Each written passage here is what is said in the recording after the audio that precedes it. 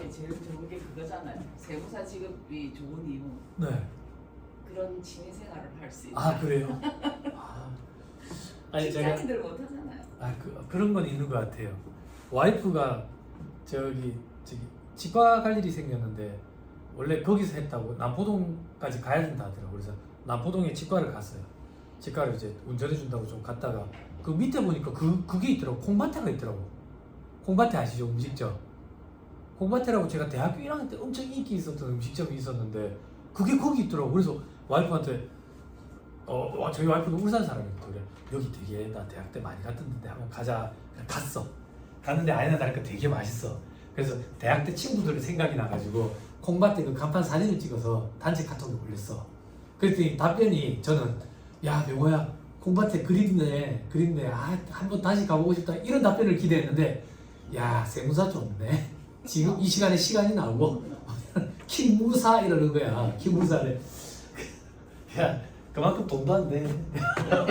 돈도 안 돼. 시간이 많으면 돈이 안 돼. 그렇게 얘기했던 게 이게 시간을 그렇게 할애할 수 있다는 게 좋기는 좋은 것 같아요. 시험 학교원 한번 가봐. 남포동에 콩밭에야 음식점이 맛있어. 인당 얼마 이렇게 봐도 뷔페처럼 퍼다 먹는 데인데 사이드가 너무 맛있어. 순두부집이야 순두부집. 자 유보 마이너스 유보를 할 거예요. 자 유보란 세무조정한 금액이 회사 외부로 유출되지 않고 회사 내부에 남아있는 것으로서 결산상 자산부채, 그러니까 회계상 그리고 세법상 자산부채의 차이를 유발하는 것에 대해서 행하는 소득책입니다. 됐어요? 다음 페이지 예제 있는데 이 예제를 가지고 하면 여러분들 좀 헷갈릴 거예요. 제가 이자를 가지고 좀 해드릴 거예요.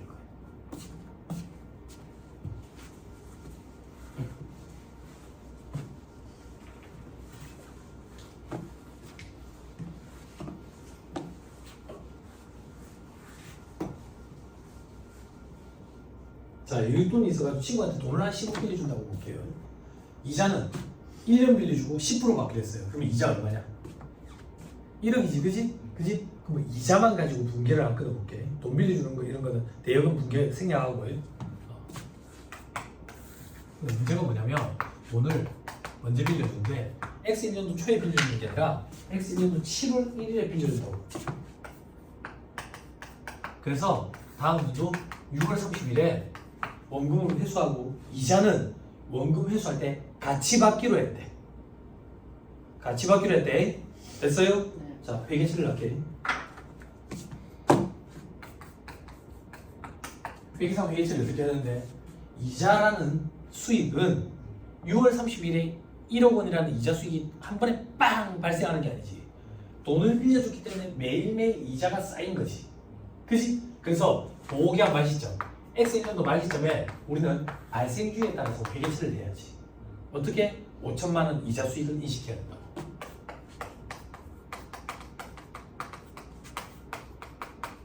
근데 돈을 받으려고 못 받았지?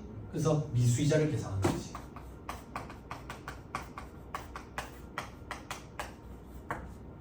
됐어요? 자, X 2년도가 됩니다. 자, X 2년도가 되면 회사가 어떤 회계처리를 하는데 이자 수익 인식해야지. 돈이 들어온다고. 얼마? 1억이 들어와. 됐죠? 대변에는 이자 수익 인식해야지. 이자 수익 얼마? 5천만 원. 그치? 나머지 5천만 원은 뭔데? 좀 미수이자 상계 처리하는 거지. 됐어요? 됐어요? 이제 세무조정해야 돼. 세무조정은 뭔데? 회사와 세법 간의 차이를 조정하는 거야. 그럼 어떻게 차이를 조정하는데? 초심자잖아 지금. 아직 숙달 되려면 시간이 제법 걸린다고. 그래서 우리는 한 단계를 거쳐갈 거야. 어떤 단계를 거쳐갈 건데? 세법상 분개라는 걸 끊어볼 거라고. 세법상 분개가 뭔데? 세법상 분개라는 건 존재하는 게 아니야. 존재하지 않지만 회계상 분개와의 차이점을 가지고 세무조정을 원활히 하기 위해서 세법상 분개가 존재한다라면 이렇지 않을까라고 보고 우리가 한번 끊어보는 거야. 원래 세법상 분개라는 건 존재하는 게 아니야. 그럼 세법상 분개가 만약에 존재한다면 어떻게 될 거냐 한번 끊어보자 그 얘기야. 그러면 세법상 분개가 만약에 존재한다면 세법상으로는 X 1년도 말에 어떤 분개를 끊을 건데 어떤 무게를 끊기는 이자 수익, 세법상으로는 이자 소득을 얼마만큼 인식할 건데 요거부터 해야 된다고. 그럼 어디로 가야 되는데? 법인세법에 손익기속 시기 파트로 가야 된다고. 여기서는 없어요. 법인세법상 손익기속 시기에 이자 소득의 귀속 시기 규정을 봐야 돼. 그런데 법인세법상 이자 소득의 귀속 시기 규정은 법조문에 뭐라고 되어 있냐면 소득세법상 이자 소득의 귀속 시기 규정을 준용한다 되어 있다고. 그럼 소득세법으로 또 가야 된다고. 소득세법. 그러면 소득세법의 이자 소득은 원칙적으로 이렇게 표현하면 좀 그렇고 이자 소득이 참 다양한데 대부분은 현금주의야. 현금주의로 인식을 한다고. 왜 현금주의로 인식하는데 이자 소득을 인식하는 제일 대표적인 데가 금융기관이지. 금융기관은 공공다수를 상대로 하기 때문에 미수이자 즉 발생주의 관리 못해. 그래서 받았을 때, 줄 때 인식을 한다고. 그래서 현금주의로 인식을 해. 그럼 다시 법인세법상 이자 소득의 귀속 시기는 돈을 줄 때, 돈을 받을 때라고. 그럼 이때는 분개 없어. 언제 인식하는데? 이때 다 인식한다니까? 이때 돈 1억 받았을 때 법인세법상 이자 소득 인식한다고.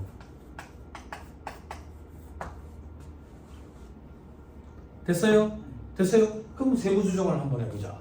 세부조정은 이렇게 한댔다. 회사가 계산한 수익과 비용, 세법상 입금과 송금, 요거의 차이를 가지고 세부조정을 되지. 자, 회사가 계산한 수익 얼마인데? 이자 수익 5천만 원인 게 세법상 입금 없어. 부동산이 이렇게 되네. 그럼 우리는 아까 잠깐 봤지. 입금 불산입으로 세무조정을 해야 되겠네. 그죠?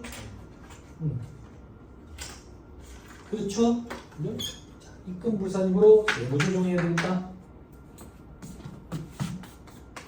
입금 불산이 세무조정. 그리고 계정 과목을 쓰도록 돼 있어. 세무조정을 할 때. 계정 과목은 뭐라고 쓰는데요? 계정 과목은 뭘 쓰든 상관이 없어. 그런데 관행이라는 걸 무시할 수가 없어. 이 바닥에 관행이 일반적으로 계정 과목은 재무상태표 계정 과목을 많이 써. 그래서 이자 수익이라고 써도 무방하지만 일반적으로 미수이자 계정 과목, 즉 재무상태표 계정 과목을 많이 쓰니까 따라가자고. 자, 미수이자 얼마? 5천만 원. 그렇죠? 그리고 우리가 소득 처분을 해줘야 돼. 바로 해가지고 소득 처분. 소득 처분은 아까 어떻게 한다 했는데 입금산입, 소금산입, 소득 처분. 소금산입, 입금불산입, 소득 처분. 소금산입, 입금불산입, 소득 처분. 소득 처분이 어떻게 되는데 회사 내부의 자산과 부채의 차이, 즉 회계상 자산 부채, 세법상 자산 부채 차이를 일으키면 마이너스이고, 그게 아니면 빈칸으로 내풀이되니까 기타라 했지. 회계상 자산 부채, 세법상 자산 부채의 차이를 일으키느냐? 일으키네. 어떻게? 회계상으로는 자산을 잡았지만 세법상으로는 자산을 잡으면 안 돼. 차이를 일으키네. 그래서 마이너스 6 이렇게.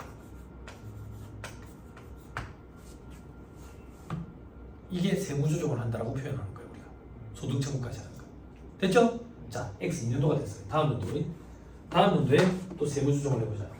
세무조정은 이렇게 한다더라. 회사가 계산한 수익과 비용, 그리고 세법상 입금과 송금.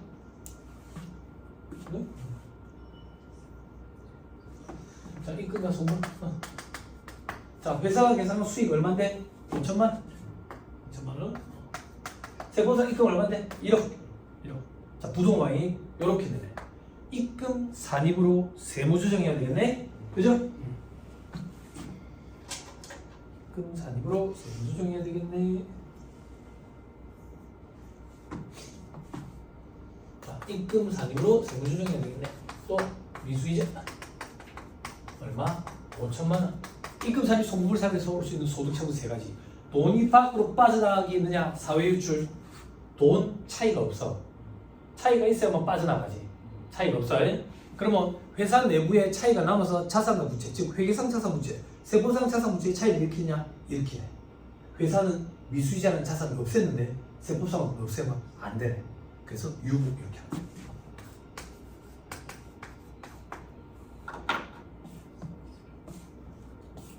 됐어요? 됐나요? 됐어요? 자, 잘 봐. 이거 쓰니까 괜찮네. 한 번도 안 써봤는데.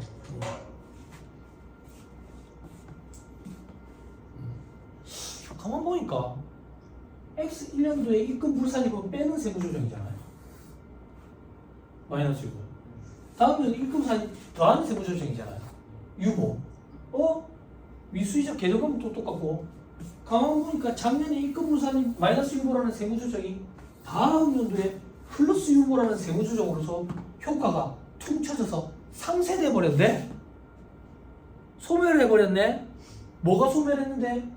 차이가 뭔데? 회계상 자산부채, 세법상 자산부채의 차이. 더 넓게 얘기하면 회계와 세법의 차이가 상쇄돼 버렸네. 이걸 소련말로 추인 이렇게 얘기해. 암기해야 돼. 추인. 다시 세무조정이 차기 이후에 반대의 세무조정을 거쳐서 상쇄돼 버렸네. 추인돼 버렸네. 됐어요? 됐어요? 다시 유보나 마이너스 유보는 반드시 차기 이후에 반대의 세무조정을 거쳐서 상쇄, 추인된다. 그런 것들이 유보나 마이너스 유보라고. 그럼 왜 추인 상쇄되는데? 칠판 우리가 X 1년도와 X 2년도, 4년도를 1월 1일부터 12월 31일까지로 정했대. 11월 30일. 그런데 우리가 가정을 해보자. 어떤 가정? 요게 그냥 한 개의 4년도라고 가정해봐. 두 개년이 한 개의 4년도라고 가정을 해봐. 그러면 이런 차이가 있어 없어? 회계와 세법 간의 차이가 생기겠어 안 생기겠어? 안 생기지. 이 차이가 생기는 이유는 4년도 우리가 1년씩 끊었기 때문에 생기는 차이예요. 그래서 반드시 차기 이후에 없어져 이 차이가. 그럼 잠깐 생기는 차이네. 나중에 없어지는 차이네. 그래서 이걸 회계에서는 일시적 차이라고 표현해. 나중에 위에 번 올라가면 법인세 회계라는 파트를 공부하게 될 거예요. 중급 회계 학원에서 일시적 차이와 영구적 차이가 있어. 그때 이걸 일시적 차이라고 해. 됐어요? 즉 일시적 차이가 발생할 때 유보나 마이너스 유보라고 세무조정을 한다고. 됐나요? 네. 조금만 더. 이 마이너스 유보가 지금 운이 좋았어. 운이 좋은 게 다음 연도에 소멸, 추인됐다고. 이게 뭐가 운이 좋은 거예요? 언제 추인될지 몰라. 100년 뒤가 될 수도 있다고. 그러면 내가 이걸 머릿속에 담고 있다가 죽어버리면 끝이지. 내 후임자는 어떻게 일을 해? 일을 못할 거 아니야. 그래서 유보나 마이너스 유보는 언제 추인될지 모르기 때문에 반드시 추인된다지 별도의 표에 모아놓고 따로 관리를 해. 유보나 마이너스 유보만. 이 표의 이름을 우리는 자본금과 적립금 조정명세서 을표 이렇게 얘기하고 실무적으로 50호 서식의 을, 50호 서식의 을이라고 얘기하는 게 얘야. 유보나 마이너스 유보로 관리하는 거야. 제 책으로 돌아가시고 162페이지 괄호 2번 4호 관리의 맨 마지막 줄 자본과 적립금 조정명세서 을표이다. 그 위에 줄에 추인이라는 표현 줄쳐놓고. 됐나요? 됐어요? 네. 어렵다고 거짓말 해보세요. 안 어렵지요? 아 근데 세무사 왜 이렇게 힘듭니까? 아까 얘기해줬죠? 생소한 거다. 생소한 거. 너 생소하지? 그지? 생소한 거 몇 번 보라 했어? 집에 가서 몇 번 보라 했어? 4번 보라 했지? 3번 딱 보면 짜증이 확 올라온다. 어떤 짜증? 제 자식 왜 4번 보라 했지? 3번만 맞아도 되는데 왜 4번 보라지? 그걸 꾹 참고 4번 딱 보잖아? 영구기억장치가 팍 간다. 영구라는 얘기가 아니라 아니 영구라고 예전에 있었어. 영구, 맹구, 빠꾸 이 계보가 있어. 영구, 맹구, 빠꾸, 뉴진 있어. 스님이 돼버렸더라. 스님이 이렇게 코를 이렇게 흘리고 있다가 코를 닦고 스님이 됐어. 스님이 됐어. 아 몰라? 뉴진스 몰라? 몰라? 뉴진스 새로운 청바지들이야. 스님이 돼버렸더라. 뉴진스에서 누가 제일 좋냐? 뉴진스 몰라? 아 그래? 나는 한국 국적을 가진 걔가 제일 예뻐 보이던데. 근데 왜 그 파마니를 좋아하는지 모르겠다. 아 파마니도 예쁘지. 팜이라는 글자가 들어가서 너무 정감있어. 그 야자나무 얘기하는 거지. 팜트리 몰라? 예, 그래. 아니 그 저 집에 야자나무 키우는 데 있잖아요. 그 가을쯤 되면 막 열매가 막 맺히거든요. 수북하게. 그 열매를 가지고 만든 게 고코팜. 먹어봤니? 그거. 네, 그렇대요. 네. 걔들도 좀 안타깝죠. 그죠? 어른들이 싸워가지고 그죠? 애들이 상처만 먹고 그렇죠. 그래도 뭐 인기가 있어서 대중들이 힘을 실어주니까 그죠? 괜찮겠지. 오도비지, 오도비지. 아니 농담이고 오도비 아닙니다. 자, 됐습니다. 그 정도 보시면 됩니다. 넘어갑니다. 자, 165페이지. 기타 되죠. 기타는 뭔데요? 사회유출도 아니고 유보도 아니고 빈카로 냅두기 그런 거 기타 이렇게 쓴다. 됐죠? 그럼 즉 회사 밖으로 돈이 나간 것도 아니고 회사 내부에 남아서 자산 부채를 차이를 일으키는 것도 아니고 그럼 뭐 아무것도 아닌 거 아니에요? 아니, 자본 계정 사이에 차이가 나는 경우에는 기타라고 처리해. 근데 기다려야 돼. 뭘 기다려야 되는데 여러분들이 지금 초심자로서 한번 경험을 하고 종합반에 가서 법인세 파트에 요 파트를 공부를 해도 제가 수년간 수험생들을 보니까 기타의 개념 잡는 걸 참 힘들어요. 근데 기다리면 돼. 기다리면 된다는 얘기가 뭔데 몇 회독 돌리잖아. 몇 회독 돌리고 나면 당연히 소득처분 기타지 이걸 왜 내가 그때 끙끙머리를 싸맸을까? 라는 시기가 꼭 와. 걱정 안 해도 돼. 그 시기를 빨리 좀 땡기고 싶은데요. 욕심이야. 그렇게 땡겨지지도 않고 기다리면 돼. 그래서 기타의 개념 잡기가 참 힘들다. 그렇지만 그러려니 하고 넘어오면 돼. 자, 동그라미 1번. 입금사례, 송금사례, 세무조정한 금액 중 사유유출도 아니고 차이를 유발하는 것도 아닌 거. 맨 위에 줄 끝에 별도의 사후관리도 없다. 그럼 기타도 사후관리는 안 한다. 기타 사유유출처럼. 됐나요? 됐습니다. 넘어갑니다.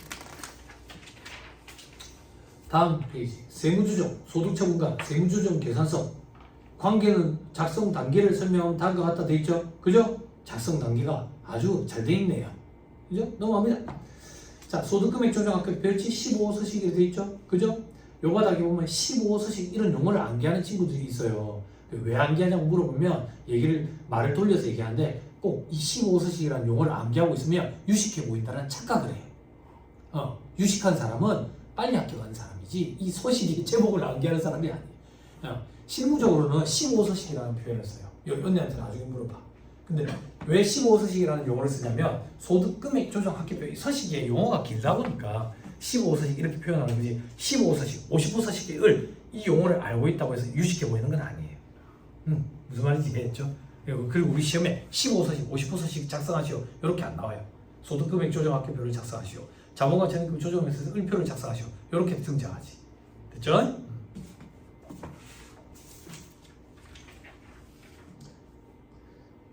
자, 다음 페이지. 별지 사무서식 돼 있죠? 이것도 서식 이름이 너무 길어서 사무서식 이렇게 표현하는 거예요. 그냥. 서식 이름은 법인세 과표 및 세액조정 계산서. 됐죠? 그죠? 넘어갑니다. 요거 조금만 볼까? 168페이지에 잘 따라와야 돼. 왼쪽 제일 위에 동그라미 1번 찾아봐요. 찾았어요? 각 사업연도 소득 계산 돼 있죠? 오른쪽에 결산서 단기순이익이 시작하죠. 입금사례, 송금사례. 그래서 모르는 거 건너뛰고 동그라미 107번 각 사업연도 소득금액 찾았어요? 찾았어요? 못 찾았어요? 찾았죠? 그죠? 그리고 쭉 내려가면 동그라미 3번 찾아봐. 세로로 동그라미 3번 맨 왼쪽에 산출세 계산 돼 있죠? 그죠? 여기가 각 사업연도 소득에 대한 법인세 계산하는 데야. 그리고 오른쪽에 동그라미 5번 찾아봐. 세로로 돼 있는 거. 찾았어요? 토지 등의 양도소득에 대한 법인세. 그 밑에 동그라미 6번 찾아봐. 미완료소득에 대한 법인세. 찾았어요? 됐어요? 뭐가 됐는데? 한 장의 표에 얘들이 같이 모여있죠? 그래서 같이 신고하는 거예요. 같은 표에 있으니까요. 그죠? 그죠? 그런 차원에서 서식을 실어놓은 게 아닐까? 이 책의 저자분이 그런 생각이. 이 책의 저자분은 저자님은 엄청 친절하신 분이에요. 특히나 수험생들한테 진짜 친절하신 분이에요. 저는 이게 잘 안 되더라고요. 핸드폰을 2개를 만들어가지고 하나는 수험생들 질의응답하는 핸드폰. 나는 그렇게까지 안 되더라고요. 안 받고 싶어서. 자 169페이지. 요게 자본과 적립금 조정에서 을표예요. 갑표가 있거든. 그래서 요거는 을표라고 표현해. 갑표는 세무상 자본을 계산하는 서식이야. 여기 언니는 현업에 계신 언니는 2월 결소금 작성해 보셨을 거예요. 그게 이제 갑표에 있는 거예요. 자, 요것도 용어가 너무 길다 보니까 우리가 50호 서식에 을 이렇게 표현하는 거지. 우리 시험에는 그렇게 안 나와요. 됐죠? 넘어갑니다. 다음 페이지. 갑표 돼 있죠? 그죠? 요건 참고 삼아 보시고. 참고 삼아. 됐나요? 자, 그 다음 171페이지. 입금과 입금 부산입 돼 있죠? 그죠? 자, 지금부터 보는 건 이거예요. 입금에서 송금을 차감하면 세법상 소득이 나오겠잖아. 입금에 어떤 게 있는지 보는 거야. 그리고 다음 장 가면 송금에 어떤 게 있는지 보는 거야. 네? 그럼 입금 불산입, 송금 불산입은 뭔데요? 아까 순자산 증가설, 순자산이 증가한 건 다 과세한댔지. 그럼 반대로 순자산이 감소한 건 빼주겠지. 그런데 예외적으로 제외되는 것도 있잖아. 즉 순자산이 증가하면 무조건 다 과세한다. 포괄주의 과세 원칙이 입각해 있지만 예외되는 거. 그게 예외되는 게 입금 불산입 항목. 여기에 예외되는 게 송금 불산입 항목. 그러면 착각하면 안 돼. 뭐랑 착각하면 안 되냐면 우리 아까 입금 불산입, 송금 불산입이라는 세무조정을 배웠지. 입금 불산입이라는 세무조정은 입금이 아닌데 회사가 수익으로 잡아놓으면 입금 불산입이라는 세무조정을 해야 되는 거야. 근데 여기서 배우는 거는 입금으로 포함시키지 않는 항목을 배우는 거지 차이 조정하는 세무조정을 하는 게 아니야. 헷갈리면 안 돼. 헷갈리면 됐죠? 자, 입금과 입금 불산입. 입금, 개요, 입금이란 순자산을 증가시키는 거는 다 들어간다. 다만 저 밑에 2번에 입금의 범위 두 번째 줄에 순자산을 증가시키는 것은 별도로 정한 입금 불산입 항목을 제외하면 다 입금이다. 그래서 포괄주의 과세 방식이 이렇게 있다. 자, 위로 다시 올라와서 두 번째 줄 1번의 두 번째 줄 다만 다음 항목은 순자산을 증가시킨다고 하더라도 입금을 보지 아니한다. 그게 뭔데? 요 입금 불산입 항목을 얘기한다. 그게 동그라미 2번. 입금 불산입 항목으로 규정된 거. 그럼 동그라미 1번만 보면 되네. 자본 또는 출자의 납입. 됐어요? 자, 칠판 보세요. 여러분 혹시 회계 시간에 자본 파트 공부했어요? 응? 주식 발행해가지고 돈 들어왔을 때 분기 끊는 거 이런 거 했어요? 현금, 자본금, 뭐 주식 발행 초과금 이런 거 봤어요? 유상증자? 응? 됐네요. 자, 주식 액면가액이 100원인데 발행을 하는데 130원에 발행을 해요. 그럼 돈이 130원이 들어오죠? 그죠? 그럼 대변에 자본금 100원, 액면 단위로 움직이니까 자본금을 초과해가지고 발행했네. 주식 발행 초과금 이렇게 부르죠? 그죠? 됐죠? 자, 주식을 최초로 발행을 했대. 그게 무슨 말인데? 우리 회사는 주식회사야. 그게 무슨 말인데? 이 돈을 미천으로 해서 회사를 운영할 거라고. 이 돈은 회사 운영하는 미천, 원본, 씨앗이 된다 그거야. 이 돈은. 이걸 만약에 과세를 해버리면 이 돈 중에 일부를 세금으로 떼내버려야 되잖아. 그럼 회사의 미천, 자금, 원본, 씨앗이 부실화 된다고. 그래서 이것들은 입금 불산입 항목으로 규정해놓고 과세하지 않겠다 그 얘기야. 됐나요? 그럼 반대로 칠판 주식을 80원에 발행한다고 보자. 그러면 현금 80원, 자본금은 100원. 여기다 써줄까?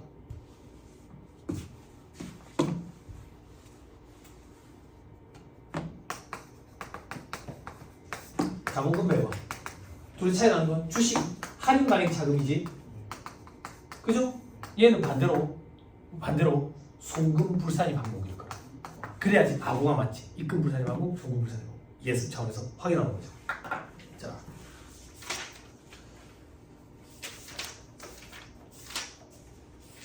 (178페이지) 2절 입금 불산입 돼 있죠.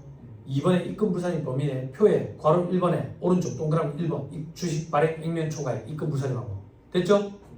그래서 손가락 끼고 또 넘어가세요.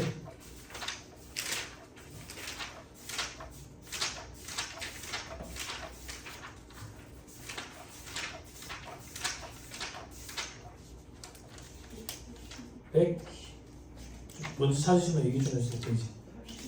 페이지 186? 자, 186페이지 송금부산입의 첫 번째 칸에 동그라미 2번 주식 할인만의 차이 확인했나요? 됐죠? 오케이 됐습니다.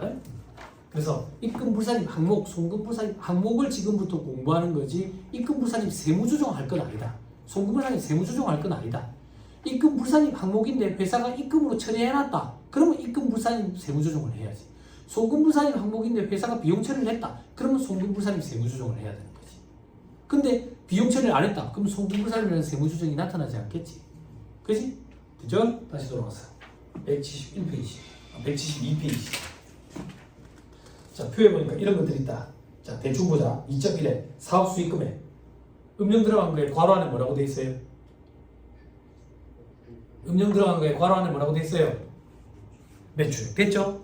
매출액이 회계상 제일 대표적인 수익이듯이 세법상도 제일 대표적인 입금이 매출액이라고.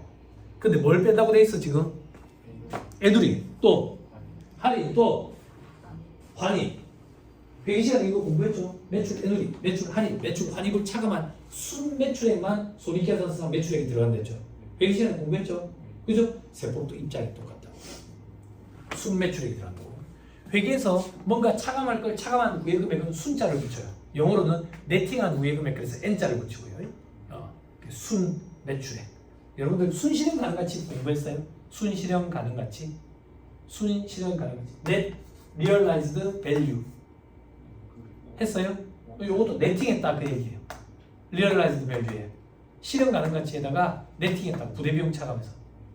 근데 NPV는 다른 거예요. 이건 순현재가치법. 이것도 뭐 네팅했으니까 결국에는. 요거는 원가관리회계 시간에 공부할 거예요. 요거는 재무회계 시간에 공부하는 거고요. NRG 아니다. NRG 공부. 그 지금 좀 안타까운 애가 있다. 아무 잘못도 안 했는데 그 노래를 못해가지고 자숙하고 있는 애. 노래하는 애 잘못했고 춤추는 애도 잘못했고 좀 안타깝다. 그 외모를 담당했던 애는 결혼하고 살이 쪄버려가지고 이제 외모 담당이 안 되고 그런 애들 NRG라고 이제.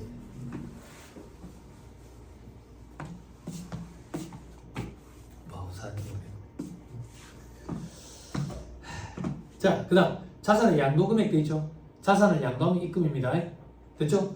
그럼 반대로 장부가액은 송금입니다. 그게 무슨 말인데 토지 10억에 샀는데 15억에 팔았어요. 그럼 15억이 입금, 10억은 송금. 됐나요? 됐어요? 그러면 멘붕이 온다고. 어떤 멘붕? 표를 보세요. 기업회계. 회계는 순회법으로 해. 순회법. 세법은 종회법이라고. 이 얘기 조금 해볼까? 생각하는 공부. 여러분들이 제일 싫어하는 거. 그 생각하는 공부라는 거 조금 해볼까? 자, 우리 회사는 컴퓨터 장사하는 회사야. 컴퓨터 장사하는 회사야. 컴퓨터를 용산전자상가에서 70만 원에 떼왔어. 요번에 100만 원 받고 팔았어. 분기한 끊어볼게. 현금 들어왔다 볼게요. 현금 100만 원. 그리고 매출이죠. 됐죠? 매출효과 잡아야지. 매출효과 얼마 잡아요? 70만 원. 그리고 재고자산이라 할까요 그냥? 그렇죠? 우리 회사 뭐 하는 회사인데 컴퓨터 판매하는 회사야. 노는 땅이 하나 있어. 얼마에 샀는데? 70만 원에 샀어요. 그걸 100만 원에 팔아요. 100만 원에. 자, 현금 100만 원. 토지 매출 100만 원. 토지 매출원가 70만 원. 토지 70만 원. 자, 이렇게 분계를 끊으면 돼요, 안 돼요?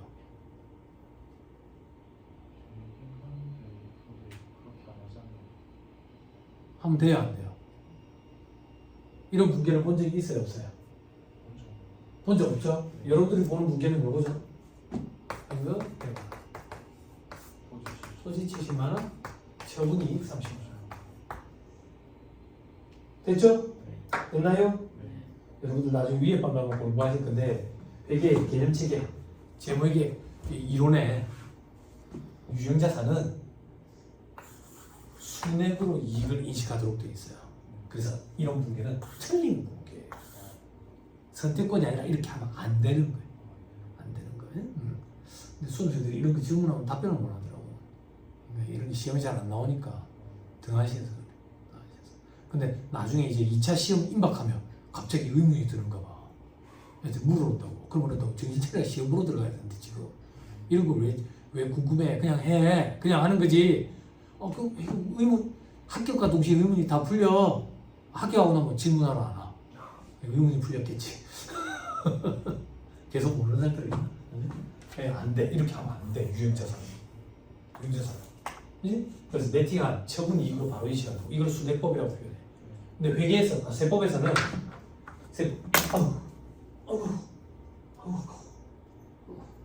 자,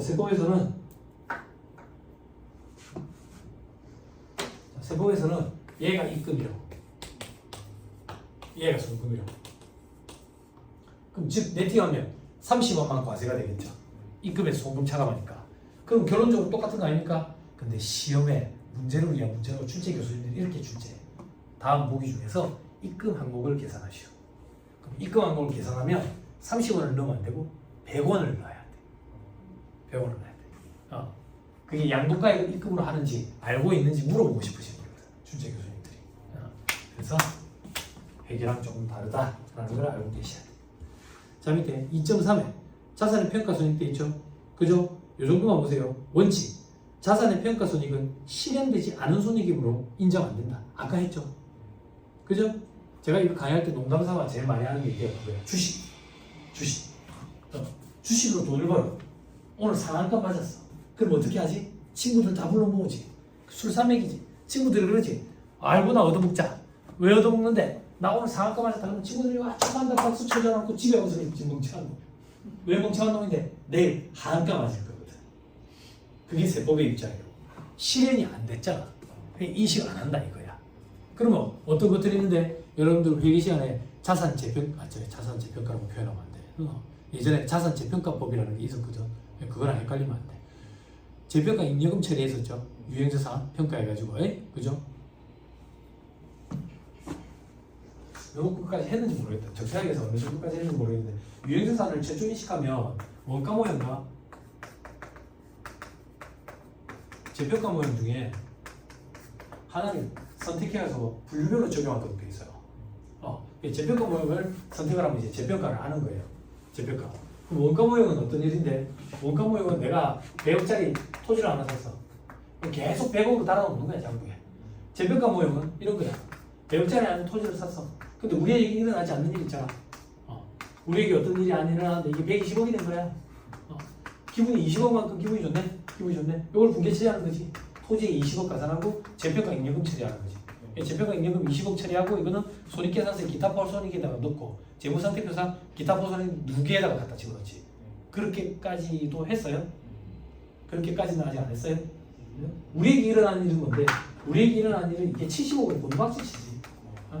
그러면 우리가 주식한 것처럼 화면만 보고 있는데 눈물이 자꾸 나는 거잖아. 아무것도 한 게 없는데. 그지? 그러면 30억만큼 기분이 안 좋지. 요거 얘기 처리해야지. 그지? 토지 30억 까야지. 그리고 사회는 재평가 손실 이렇게 처리하지. 이 손실은 단기 손실이지. 이런 게 요즘에 표현을 잘 안 하지만, 이런 표현을 잘 안 하지만, 과거에는 이런 표현을 많이 했어. 회계는 보수주의에 입각해 있다고. 기분이 좋은 건 인식하지 않거나 뒤로 밀어서 인식하고, 기분이 나쁜 건 적극적으로 인식해. 기분이 나쁘잖아. 기분이 나쁜 거 단기 손실로 적극적으로 인식한다고. 기분이 좋은 건 재평가 임여금, 기타 포괄 손익을 해서 뒤로 밀어서 인식한다고. 자, 그건 어떤 얘기인데요? 손익계산서 살펴보잖아. 너무 얘기가 길어지나? 어려운 얘기야. 손익계산서 살펴보면 세상사라는 얘기한다고. 세상사라는 얘기만 하다 보면 넷 인컴, 단기순이익이 나와. 여기까지가 실행이 된 거야. 여기 밑에 미실현된 것도 나타나. 미실현된 손익이 뭔데? 기타 포괄 손익이라고. 그래서 기타 포괄 손익을 가감을 해서 총 포괄 손익을 나타낸다. 그래서 포괄 손익계산서 이렇게 표현하는 거야. 이 총 포괄 손익, 기타 포괄 손익이 미실현된 걸 나타내는 거지. 그러면 기분이 좋은 건 미실현된 거 여기다 집어넣고, 기분이 나쁜 건 여기다 집어넣고. 이런 거 기분이 나쁜 건 적극적으로 인식하고 기분이 좋은 건 소극적으로 인식하는 거지. 요즘엔 이런 표현을 안 쓰지만 과거에 이런 걸 보수주의에 입각했다라고 표현했다고. 빨간색을 좋아하는 보수 말고. 근데 학생에서 하는 얘기인데 연세가 드실수록 어른들은 빨간색을 입으셔야 된다. 원색을 좀 입으셔야 된다. 눈에 잘 띄게. 횡단보도에 그냥 막 걸어 다니셔도 눈에 잘 보여가지고 차 차들이 피해 댕겨야 된다. 공중도덕 그런 게 어느 시절에 사셨던 분이라가지고 계속 없다. 자, 죄송합니다. 국정원에서 전화 오는 거구나. 야, 이제 또 뭐지? 그 저기 노이즈 옆에 이런 데 있더만 전화 오는 거 아니야? 전화하지 마세요. 죄송합니다. 잘못했어요. 이런 거야, 이런 거. 이런 걸 생각하면서 회계처리를 공부해보면 일맥상통하는구나 이런 게 보여. 이런 게 보이면서 공부를 하면 참 재밌어요. 재밌는데 안타깝게도 그런 재미를 느끼면서 공부를 하면 이 공부가 10년 이상이 걸려. 우리는 여기에 학문을 연구하는 게 아니라 했잖아. 수업 목적으로. 그래서 취지는 뒤로 밀어놔놓고 일단 시험부터 합격하고 그 이후에 할 일 없을 때 대학원 가가지고 장학금이나 좀 받아보면서 그 뒤지락거리 좀 해주면서 하다 보면 어느 순간 이해가 돼. 자, 자산의 평가손이 예외 규정이 있는데 이런 건 어려워가지고 위에 방가서 합니다. 넘어가면 175페이지. 임대 보증금 등의 간주입금, 간주임대료로 되어 있죠. 그죠? 자, 이것도 소개만 할 겁니다.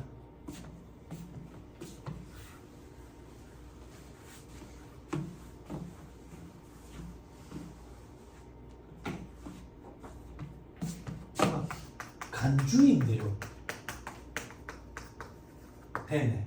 뭐가 되는데? 우리 부가세 부과할 때 간주라는 거 알고 있지.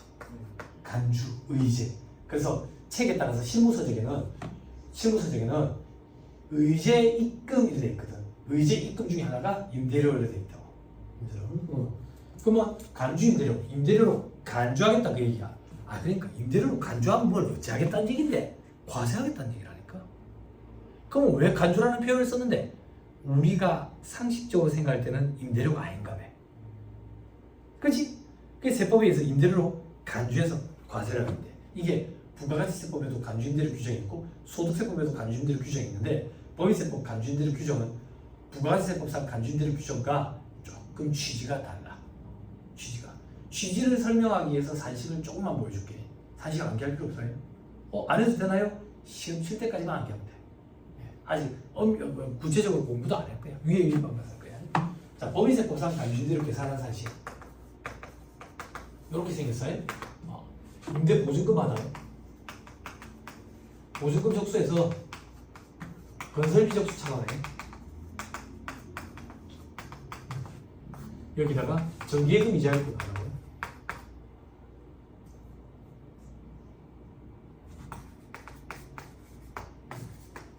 여기서 금융수익이라는 걸 잡아요. 일수 계산해야지. 365로 나눠야 돼. 적수 개념이기 때문에. 여기서 금융수익이라는 걸 잡아내요. 쓰지 마세요. 어려워요. 기억 못할 거예요.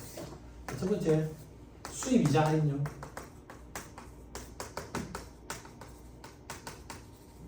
두 번째, 수입 배당금. 세 번째, 신주수권 처분이익.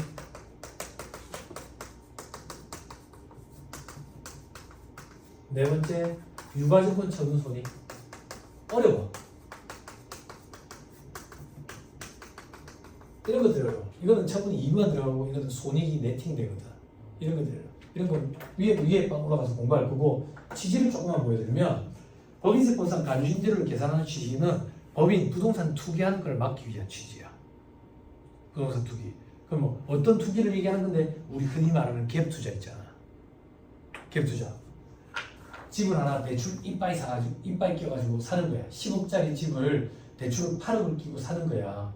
내 돈 2억이 들어갔잖아. 그지? 그래놓고 전세를 9억을 주는 거야. 9억을 주는 거야. 그 대출을 갖고 1억이 남았잖아. 1억이 남았잖아. 그걸 가지고 다른 집을 또 대출 이빠이 땡기가 사는 거야. 그래가 그걸 또 전세를 주고 또 대출 이빠이 땡기가 사는 거야. 이렇게 갭 투자를 하는 거지. 근데 이게 과거에는 시대 상황이 달라서 그렇지 과거에는 이게 되게 선진화된 투자 기법이라고 얘기했어. 근데 이걸로 피해보는 사람들이 많다 보니까 지금은 완전 생매장을 시키는 거지. 범법자로. 그럼 법인이 보증금을 받으면 이걸 어떻게 하냐 이거야. 너가 보증금 받으면 뭐 하는데? 뭐 하기는 제로금리 시대에 은행에 박아두지. 그래, 은행에 박아두라 그 얘기야. 은행에 안 박아두면 그걸 가지고 갭 투자를 할 거 아니야. 갭 투자. 그래서 만약에 보증금을 10억을 받았다고 볼게. 적수 계산하지 말고. 건설비적 수익은 신경 쓰지 말자. 신경 쓰지 말자 지금. 그럼 10억을 받았으면 이 10억을 정기예금 이자율로 곱한다고. 은행에 박아두면 정기예금에다가 박아두면 이자가 나올 거 아니야. 그 이자만큼은 여기서 빼줘. 만약에 5%래. 5%. 그럼 이게 5천만 원이잖아. 은행에 박아두면 이자 5천만 원 나올 거 아니야. 그럼 빼면 0원이 되지. 그치? 근데 만약에 회사가 이걸 은행에 안 박아두고 갭 투자를 했대. 그럼 여기 빼줄 금액이 없잖아. 그럼 여기가 5천만 원이 되지. 그치? 이렇게 우회적으로 제재를 가하겠다 그 얘기야. 투기를 방지하기 위해서. 이게 법인세법상 단순대로 계산하는 산식의 취지는 투기 방지 목적이야. 부가가치세법은 월세라는 형평성을 맞추기 위한 취지고. 이 취지가 조금 달라. 그렇죠? 산식은 구체적으로 안 본다고 넘어갈 거예요. 자, 식사하시고 1시 40분부터 이전에 입금 부산부터 볼게요. 식사하시고 하시죠.